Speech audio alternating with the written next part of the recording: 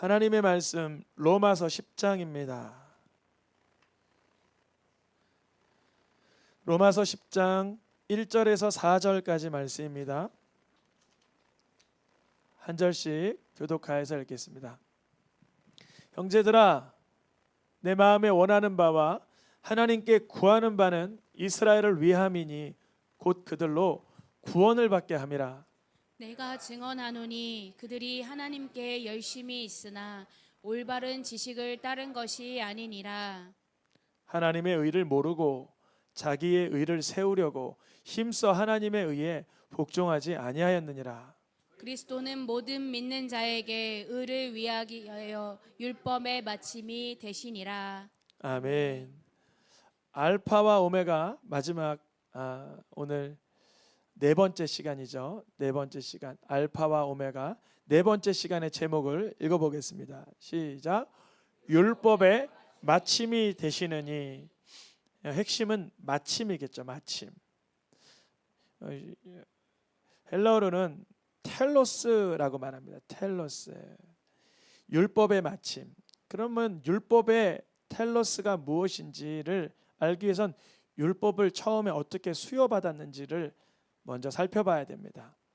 모세라는 사람이 시내산 광야 시내산에서 하나님의 말씀을 처음 받아 두 돌판에 받아서 가지고 내려올 때 이스라엘 백성들의 상태는 이러했습니다. 그들은 두렵고 떨리는 마음 속에서 하나님을 직면하기보다 모세를 통해 듣기를 원했어요. 하나님에 대한 경외심이 있었다는 거죠. 그래서 하나님께서 이거를 기쁘시게 여기셨어요. 하나님의 말씀을 두 돌판에 받아왔어? 이리 좀 가져와봐. 내가 한번 읽어보지. 이렇게 경홀히 여기지 않고 하나님께서 주신 말씀이라면 우리가 두렵고 떨림으로 지켜야 하는데 모세여 우리에게 잘 가르쳐 주세요. 이런 자세로 겸허히 겸손히 그리고 경외하는 마음을 가졌을 때 하나님 기뻐하셨어요. 그러나 하나님의 말씀을 받아 이제 그 율법에 따라 거룩하게 살고자 하면서 다양한 양상들이 전개가 되는데 한 그룹은 율법을 성실히 지키고자 하는 사람. 아멘 하시길 축복합니다. 율법을 성실하게 지키고자 하는 사람. 또 한 그룹은 율법에 관심조차 없는 사람. 또 한 그룹은 겉과 속이 다른 사람. 다양한 사람들의 그룹들이 형성됩니다. 율법에 대하여서요.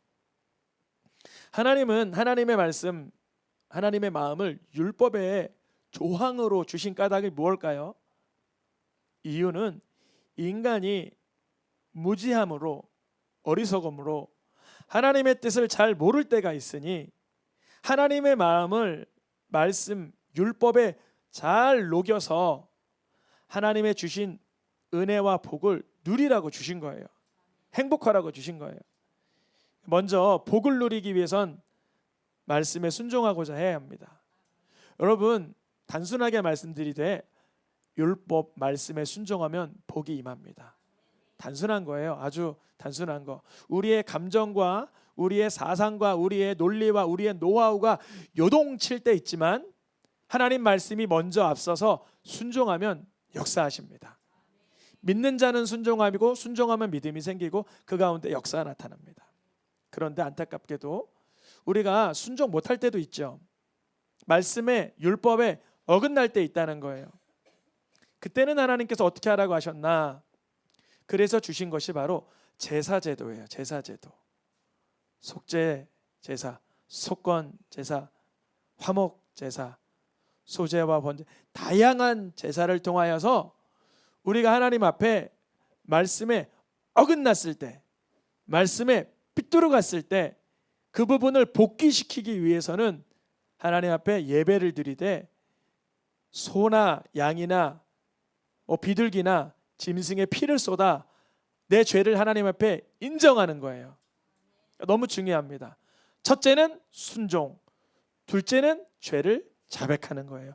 이 두 가지가 번갈아 가면서 우리의 삶이 복과 은혜로 넘쳐나기를 축복합니다. 순종과 회개, 순종과 자백, 순종과 하나님 앞에 애통하는 마음이 계속 사이클을 타고 무한반복하는 거예요. 주님 나라 가는 그날까지요.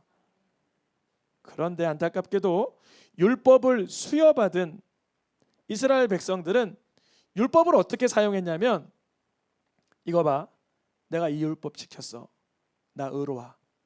이거 봐, 나 이 율법도 지켰네, 나 의로워. 저 사람 봐, 저 사람 못 지켰어, 죄인이야, 죽어야 돼, 마땅해. 하나님께서 먼저 말씀해 주신 순종과 회개의 용도로 쓰지 않고 자기를 의롭다라고 드러내는 용도와 다른 사람을 정죄하는 판단의 도구로 사용하기 시작했습니다. 대부분 사람들이 다 그렇게 살아가고 있죠. 아유, 나만큼만 살라 그래, 내가 얼마나 의로운데, 내가 얼마나 정직한데. 하나님 말씀에 성령의 강력한 조명이 확 임하면 얼마나 화들짝 놀랄지도 모르면서 자기를 의롭다라고 드러내는 도구로 율법을 사용하고 있어요. 그런 용도로 주신 게 아닌데. 두 번째, 다른 사람을 진단하는 용도로 주신 게 아닌데 다른 사람을 내가 마치 제사장이나 된 것처럼 진단을 합니다. 근데 사실 제사장도 다른 사람 진단하라고 주신 직분이 아니라 다른 사람이 하나님께 자백하도록 통로를 열어주는 직분이 목회자요 제사장이었는데, 그 사람의 죄를 정죄하고 판단하고 비난하는데 율법을 사용합니다. 그러니까 율법을 오용했다는 거죠.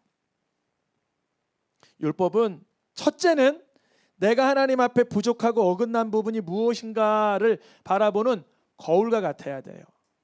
여러분, 말씀이 반질반질해지길 축복합니다. 무슨 뜻이냐면, 이 율법이 동거울 정도로 느껴지면 안 되면 내가 잘 안 보이는 거예요. 동거울은 흐릿흐릿하잖아요. 동거울, 동을 막 때려가지고 연한 빛이 올라오는 거, 그건 시냇물에다가 비춘 내 모습보다 잘 안 보이는 거죠. 이 거울처럼, 유리 거울처럼, 규소로 만든 거울처럼 나를 볼 수 있게 성령의 조명이 임하길 축복합니다. 나를 봐야 되는데 율법의 용도를 다른 사람 진단하는 도구로 쓰니까 율법이 잘못 오용됐습니다. 또한 율법은 그런 나를 바라보고는 절망하고 낙심하라고 주신 말씀이 아니라, 그러니 하나님 앞에 은혜와 긍휼을 구하라는 거예요. 모세 시대도 노아 시대도 아브라함 시대도 다윗 시대도 언제나 하나님 앞에 뭘 구했어요? 은혜를 구하는 거예요. 그러니까 온 인류는 하나님의 무엇으로 구원받아요? 은혜로 구원받는 거예요. 그 은혜를 거부하는 사람, 그 은혜가 필요 없다라고 여기는 사람은 누굴까요? 율법으로 자기의 심령 상태를 한 번도 보지 못한 사람. 이런 사람도 언제 보게 되느냐면, 여러분 중요합니다. 죽기 전에는 봐요. 내 실체를 꼭 봐요. 이거는 저는 은유법이 아니라 정말 여러 번 말씀드렸지만 중환자실이나 숨이 넘어가기 몇 분 남지 않은 분들에게 꼭 발견되는 현상이에요. 이러더라고요. 어떻게 하면 좋으냐고. 내 부끄럽고 수치스럽고 정말 누구에게 말 못한 이 문제를 하나님 앞에 내가 이제 죽고 나면 어떻게 되는 거냐고. 그래서 그때 말씀드리죠. 그래서 예수님 믿으시라고 했잖아요. 예수님 믿으면 되는 거예요. 그때 막 해방돼요. 막 죽기 직전에. 여러분, 미리 해방되길 축복합니다. 예수님이 그 죄로부터, 나의 과오로부터, 나의 미끄러짐으로부터 날 자유케 하시려고 하신 하나님의 아들이심을 경험하시길 축복합니다. 사도 바울도 이 율법의 용도를 잘못 써서 이상하게 믿었다고 고백합니다. 갈라디아서 1장 13절 14절. 먼저 로마서 10장 2절부터 읽어볼게요. 로마서 10장 2절, 오늘 본문이죠. 시작. 열심히 있으나 올바른 지식을 따른 건 아니니라. 하나님을 향한 열심이 있어요. 근데 열심을 낼수록 무서운 거예요. 왜냐하면 열심히 있는데 율법의 용도를 나를 들여다보고 회개하는 용도로 쓰는 것이 아니라 다른 사람을 진단하고 정죄하는 용도로 쓰니까 올바른 지식을 따른 게 아니라고 얘기하는 거예요. 열심히 있을수록 무서워요. 그러나 사도 바울이 자기의 모습을 이제 깨달았어요. 자기의 과거가 얼마나 수치스럽고 정말 하나님 앞에 부끄러웠는지를 고백하는데, 갈라디아서 말씀에 다음 구절, 자기는 하나님에 대한 열심이 있었으나 율법을 용도를 바르게 사용하지 못하고 다른 사람을 핍박하고 다른 사람을 멸하고 열심히 있었으나 지나치게 믿었지만 결국은 사도 바울은 모든 사람을 가두고 때리고 박해하고 멸하고 죽이는 삶을 살았던 거예요. 자기의 삶을 돌아보니까. 여러분, 교회 안에도 그럴 수 있다는 거예요. 율법을 많이 알고 신앙생활을 많이 할수록 나를 진단하고 내가 회복되고 내가 개발되고 내가 성장해야 되는데 다른 사람을 진단하는 도구로 율법을 바라보면 이렇게 사도 바울과 같은 모습이 될 수 있습니다. 사도 바울이 빌립보서에서도 뭐라고 말합니까? 열심으로는 교회를 박해하고 스스로 어떤 자라고 여겼어요? 자기는 늘 율법의 의로는 흠이 없어. 나는 흠이 없어. 나만큼만 살라 그래. 나는 율법으로는 흠이 없어. 근데 율법으로는 자기가 흠이 없다는 거를 주장하라고 주신 거예요. 하나님의 뜻에 내가 반하진 않나 늘 살피라고 주신 거, 경외하라고 주신 거예요. 경외하고 살피라고 주신 거예요. 아, 내가 순종하지 못했구나. 부모를 공경하지 못했구나. 정직하지 못했구나. 거짓스러웠구나. 사랑하지 못했구나. 미워했구나. 시기했구나. 증오했구나. 정망했구나. 원망했구나. 말씀대로 내가 살지 못했구나 라고 깨달아야 하는데 열심으로는 자기가 의롭다라고 여기고 다른 사람은 늘 정죄하고 다니던 자기 삶을 고백하는 것입니다. 디모데전서에도 뭐라 그래요? 내가 비방자였다. 말씀을 가지고 나를 들여다보지 않고 비방하는 자였다. 말씀을 가지고 내가 회개하는 자가 아니라 박해하는 자였다. 그때 내가 사실은 왜 그랬는가? 믿지 아니하고 알지 못해서 행한 일이다 그래요. 율법의 용도를 알지 못하고 율법의 결국이 율법의 마침이 무엇인지 몰랐기 때문에 그렇게 살았습니다. 다른 사람을 핍박하고 정죄할수록 내가 나을 거야. 나를 드러내고 나를 세울수록 내가 의로워 보일 거야 라는 착각 속에 사도 바울은 살았는데 그걸 뭐라 그러냐면 종교 행위자라고 말해요. 종교 행위자. 수많은 종교에서는 종교의 예법과 행위를 많이 갖출수록 탁월한 종교인이라고 얘기하죠. 근데 하나님은 그렇게 말씀하지 않으시고요. 말씀을 통해서 내가 얼마나 하나님 앞에 죄인임을 깨달을 때야만 은혜를 더 많이 입게 된다 알려주십니다. 로마서 10장 3절에 왜 이렇게 사도 바울이 살았냐 고백하니까 자기 의를 내가 다른 사람보다 더 의롭게 보이고 싶어서 하나님의 의는 진정한 하나님의 거룩하심은 온데간데 없고 나를 세우고자 해서 그렇게 율법의 용도를 걸맞지 않게 오용하면서 나를 드러내려고 내가 살았습니다 고백합니다. 오늘 알파와 오메가 네 번째 시간 제목을 한번 들고 볼까요?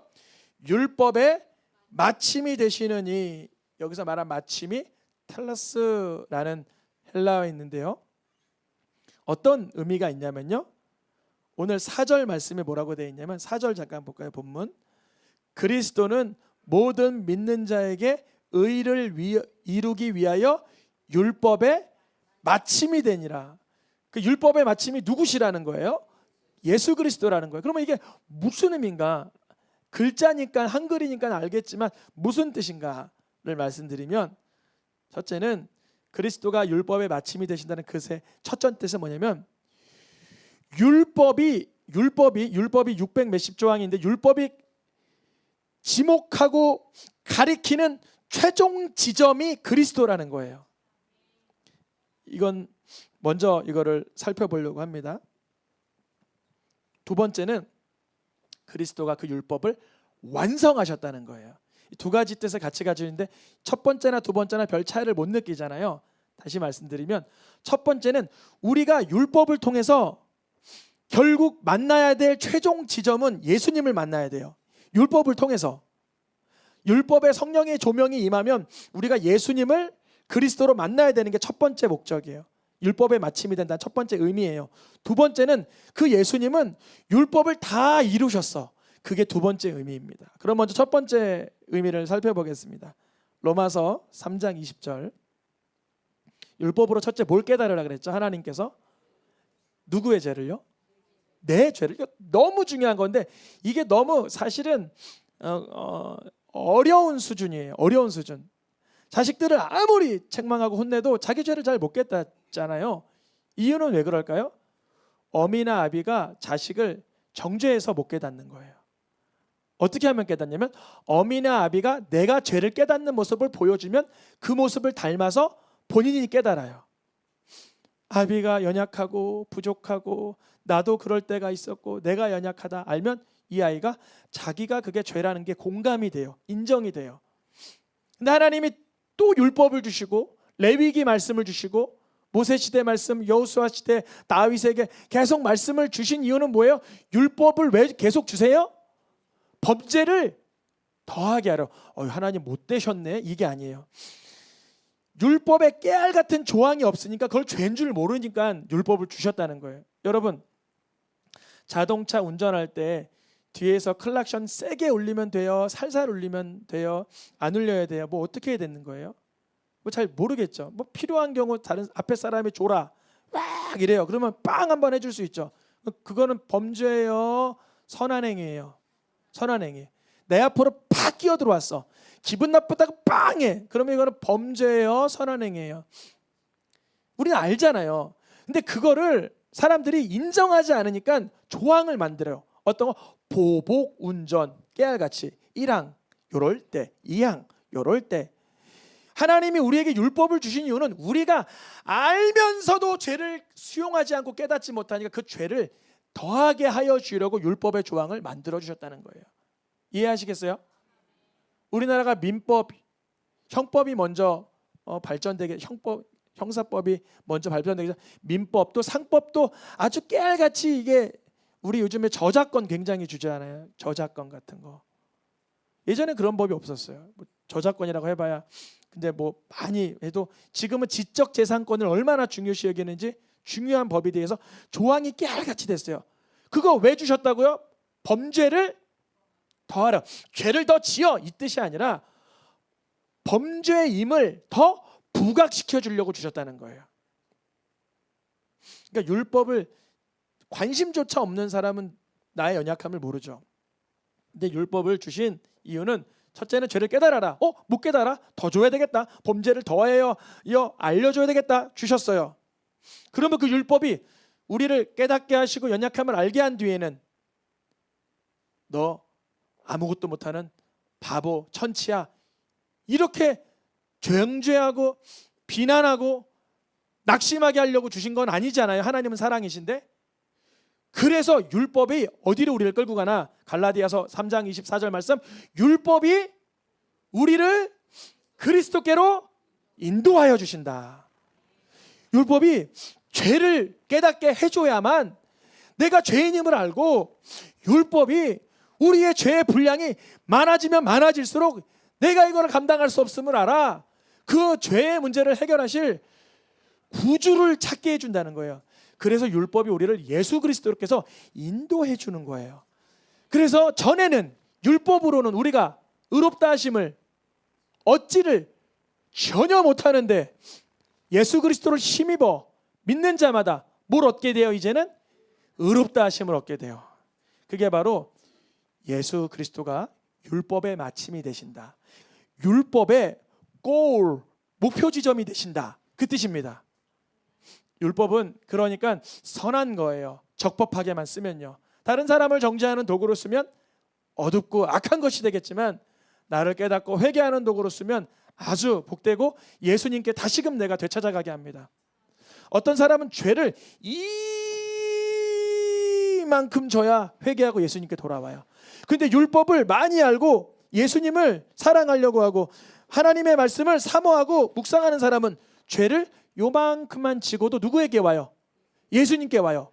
그 차이가 뭐예요? 이 사람은 율법에 관심도 없는 사람은 이만큼 죄 지어야 드디어 내가 죄인이구나. 사람을 한 140명 죽여봐야 내가 죄인임을 아는구나. 그때 가서 깨닫지만 어떤 사람은 저 사람을 째려만 봐도 죄인인 거라 죄를 알아서 벌벌벌 떨면서 하나님 내가 저 사람 째려봤어요. 내가 어떻게 하면 좋아요? 이렇게 할 수 있는 거예요. 여러분 그 사람이 소극적인 사람이고 소심한 사람일까요? 아니에요. 말씀이 자기를 조명하는 게 예리하기 때문에 그래요. 세밀하기 때문에. 그래서 그걸 두고 통곡하는 거예요. 애통하는 거예요. 예수께로 인도받는 거예요. 그리스도가 율법의 마침이라는 첫 번째 뜻은 율법을 통하여 죄를 깨닫고 누구에게 나아간다고요? 예수께 나아간다. 이게 그래서 그리스도는 율법의 마침이 되신, 율법의 골, 율법의 꼬린 지점, 율법의 최정점이 되신다, 이 뜻입니다. 근데 두 번째가 있다 그랬죠. 뭐냐면 예수님만이 그 율법을 다 완성하신 분이라는 두 번째 뜻이 있어요. 뭐냐면 마태복음 말씀에 보니까 이렇게 되어 있어요. 율법을 폐하러, 그러니까 율법을 내가 막 어기고 예수님께 가고, 어기고 내 멋대로 살고 예수님께 가고, 그 율법은 필요 없네? 그렇게 생각할 줄 마라. 예수님은 뭘 이루려고 오셨다? 율법을, 또 선지자를 완전하게 하시려고. 율법의 1.1획도 흐트러짐이 없고 다 완성하시려고 오신 분이 누구다? 예수 그리스도다. 그래서 예수님은 다윗 시대 때부터 하나님께서 사도행전에 이렇게 말씀하셨어요. 내 뜻을 다 이루기 위해서 후손을 하나 보내주는데 누구라? 예수라. 다윗도 물론 하나님 마음에 합한 사람이었지만, 그도 하나님 마음에 합했지만 하나님 말씀 앞에 율법으로 보면 그가 간음한 자요, 살인한 자요, 거짓한 자요, 아주 악랄한 자였어요. 악랄하죠. 여러분, 어떤 사람이 내 아내를 강제로 끌고 가서 이렇게 나쁘게 했어요. 악한 사람이죠. 그런 사람이 다윗이에요. 근데 그 다윗이 하나님 앞에 다 마음이 합했다라고 주님이 말씀하신 이유는 뭐냐면, 인간의 기준으로 그가 죄를 지었지만 그 죄를 나단이 와서 말할 때 뭐라 그랬어요? 내가 죄인이다라고 고백했어요. 어떤 왕이 고대 사회에 일개 선지자가 하나 와서 이렇게 부하 그거 잘못 이렇게 좀 했다고 지목하는 걸 가만두겠습니까? 숙청을, 그 목을 그냥 베어버리죠. 그 신하를. 여러분, 이거는 뒤집어서 뭔지 아세요? 여러분 자녀들 중에 그렇지만, 그러면 안 되지만, 저 같은 경우는 가끔 자녀들 중에 제 꼬맹이들이 아빠도 그랬잖아 이럴 때 있어요. 그러면 내가 거기서 조용히 안 해? 아빠가 그래? 그러기엔 내가 언제 그래? 막 이래야 돼요. 그래, 나도 생각해보니까 아빠도 그랬네. 아유, 내가 죄인이다. 아빠가 더 본이 되는 모습으로 살게, 회개할게. 그러면 오빠 맞잖아. 그러고 가요. 얘는 의인이고 나는 이제 죄인이 된 거야. 그럼 여러분 여쭤봐요. 나단은 의인이라서 다윗을 이렇게 말씀을 가지고 이렇게 얘기해 줬을까요? 그는 사실 목숨 걸고 간 거예요. 목숨을 걸고. 미국에서 유학 생활하는 보네퍼 목사님이 독일로 다시 들어왔을 땐 목숨 걸고 돌아가는 거예요. 자기가 해야 될 사명이 뭔지 아니까. 그 나단 앞에서 다윗이 누구의 죄를 고백해요? 자기의 죄를 고백해요. 그래서 하나님 보시기에는 율법을 온전하게 쓴 사람으로 그렇게 박수 쳐주신 거예요. 죄인이지만 죄를 인정하고 주의 성령을 내게 떠나게 하지 마시고, 시편 51편의 말씀 아니에요. 그런데 그런 정도의 수준이 아니라 완벽하게 하나님의 말씀을 1.1억도 흔들림 없이 다 지켜내신 분, 다 이루신 분 누구라? 예수라. 어디에서 이루셨어요? 요한복음 19장 30절에 보니까 읽어보겠습니다. 다 이루었도다. 이거 NIV에 보면 finish 이렇게 써 있는데요. 끝냈다 이렇게 써 있는데, 사실은 이 단어의 어원을 거슬러 올라가면 텔로스예요. 다 마쳤다 이 뜻이죠. 예수님이 다 마쳤다 이 뜻이에요. 뭘 마쳤을까요? 율법의 모든 요구를 다 마쳤다 이 뜻이에요. 그래서 그 예수님이 나를 위해서 죽으셨음을 인정하는 사람은 예수님의 의를 전수받아요. 선물로 받아요. 그것을 바로 칭의라고 합니다. 율법의 마침이 되는 두 가지 의미가 있다. 하나는 율법을 따르다 보면 예수님을 만나게 된다. 그 율법이 예수님을 만나게 하냐? 맞아요. 초등교사가 되어서 율법이 예수님을 소개하는 안내 책자와 같아요. 두 번째는 그 예수님이 다 말씀을 이루셨다. 내가 예수님께 율법의 조명을 받아 나아가지 아니할지라도 예수님이 율법을 완성한 것은 확실한 진리입니다. 이제 말씀을 정돈해 나가려고 하는데요. 율법의 마침이 되신 그리스도랑 우리랑 무슨 관계가 있느냐 말이죠. 무슨 관계가 있느냐. 먼저는 우리가 하나님의 말씀을 인격적으로 정직하게 마주하는 순간 우리의 죄를 깨닫고 예수님을 구주로 맞이하게 돼요. 이건 너무 중요한 것입니다. 하나님 말씀을 인격적으로 진지하게 정직하게 대면할 수 있길 축복합니다. 그때야만 예수님이 나를 위해서 자기 목숨을 버리신 하나님의 아들 그리스도라는 것을 우리가 수용하게 돼요. 오늘이 2023년 12월이며 주일이며 일주일이 7일이며 2024년이 열흘 남았으며 해는 뜨며 해는 지고 봄, 여름, 가을, 겨울이 질서정연하게 돌아가고 온 우주 만물을 창조하신 하나님께서 역사의 한복판 한가운데 하나님이 정하시고 예정하신 가운데 창세전부터 택정하시고 우리를 부르신 그 예수 그리스도의 이름이 인정된다는 거예요. 언제요? 율법을 통해 내 죄가 조명되면 예수님이 그리스도라는 것을 역사적 사건으로 인격적 실체로 받아들이게 된다는 거예요. 첫 번째로 이게 되게 중요해요.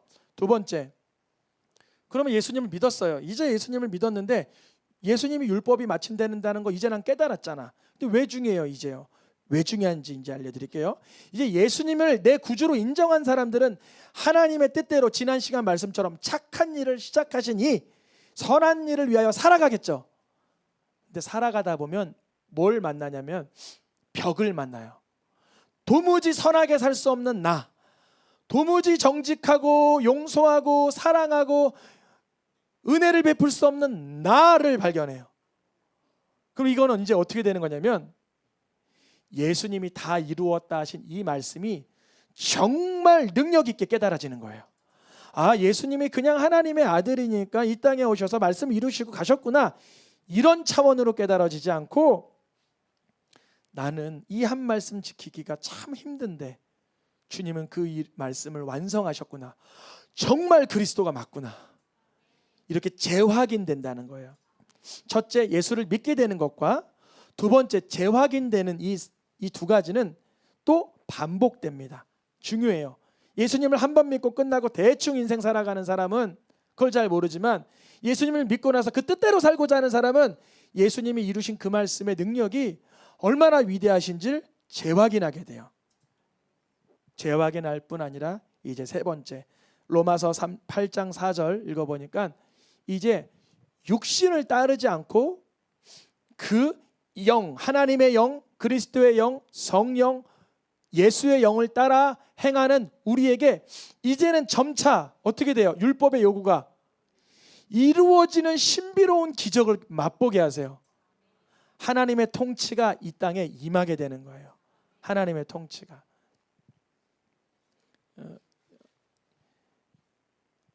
그 유명한 신학자 목사님 이르시더라고요. 이 시대의 모든 다스림은 모스크바나 베이징이나 워싱턴에서 이루어지는 게 아니라 하늘에서 이루어진다 그러시더라고요. 분명 우리가 보기에는 사람이 권력을 가지고 돈을 가지고 하는 것 같지만 그렇지 않다는 거예요. 육신을 따르지 않고 하나님의 영을 따라 행하는 우리에게 주님, 이제 내가 어찌해야 합니까? 주 말씀을 지킬 수도 없는 연약한 나라는 걸 발견했으니 불쌍히 여겨 주옵소서. 육신을 따르지 않고 그 영을 따르게 행하여 주옵소서. 구하고 사모하고 인격적으로 찾는 이에겐 하나님의 말씀이 이루어지는 기적을 경험하게 하세요.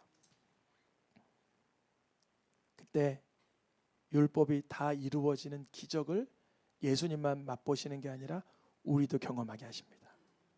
로마서 13장 8절 9절에 율법이 다 이루어지는 비밀, 어디서 이루어져요? 남을 사랑하고 이웃을 내 자신같이 사랑하는 가운데 율법이 신비롭게 다 완성되어 가는 걸 경험하게 하십니다. 2024년 주님이 서로 사랑하라 라는 표어를 주셨습니다. 금요예배 들으신 분들은 3주간 이어진 말씀에 알고 계실 텐데요. 율법의 마침에 되시는 분이 그리스도이신 이유는 뭘까요? 예수님이 이 땅에 계실 때, 오늘 PPT에는 준비되지 않았지만 요한복음 13장 1절에 세상에 있는 자기 사람들을 사랑하시되 끝까지, 거기서 말한 끝까지가 뭘까요? 바로 텔로스, 마칠 때까지 사랑하시니라. 마칠 때까지. 그래서 예수님은 알파 오메가요, 처음과 나중이요, 시작과 마침이라 하신 이유가 그 텔로스에 여기 있습니다. 주님은 끝까지. 사단이 얼마나 정말 강력한 그 불꽃을 튀겼을까요? 아마 가스를 꽉 채우고 불꽃을 튀겼을 거예요. 여러분, 가스를 꽉 채우고 불꽃을 튀기면 어떻게 돼요? 폭발을 해버리죠. 예수님도 폭발하기 직전이었을 거예요. 감정이 있는 분이니까. 하나님이시지만 감정이 있잖아요.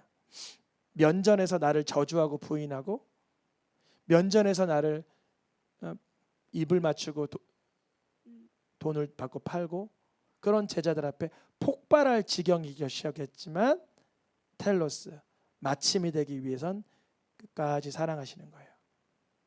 사랑으로 율법을 다 이루시는 거예요. 증오하심으로 율법을 다 이룬 게 아니라 사랑으로 율법을 완성하신 것입니다. 오늘의 마지막 말씀, 로마서 13장 10절 읽어보겠습니다.